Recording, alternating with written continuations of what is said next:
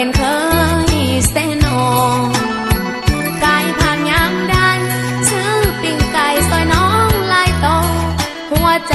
ล้นมีเสนอแค่บอกหรือแกล้งเว้าใส่เสนอ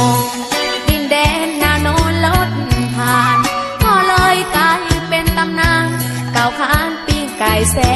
บหลายไอมาหลายครั้งจนว่าสาวเสนอติดใจทุกวันคอยพอยอดสายคอยไอมายามเสนอ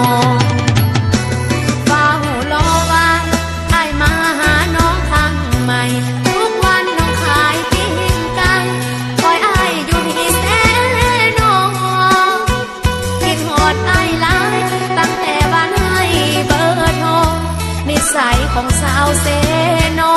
บ่เคยรังเกียจคนจน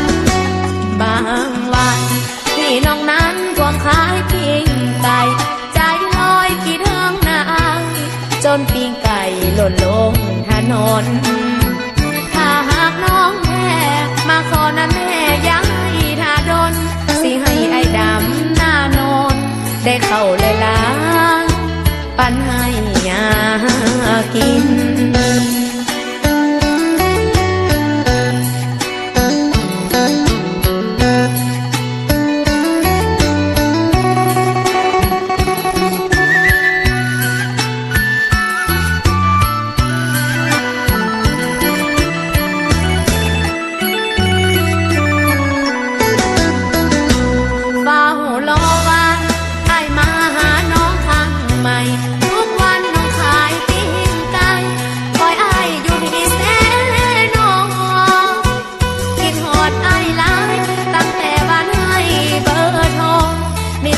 ของสาวเสนอบ่เคยรังเกียจคนจนบางวันที่น้องนั้นทวงขายปิ้งไก่ใจลอยกี่เทิงนางจนปิ้งไก่หล่นลงถนนถ้าหากน้องแม่มาขอนั้นแม่ย้ายท่าดนสิให้ไอ้ดำหน้าโนนได้เข้าเลยล้างปันให้ยากิน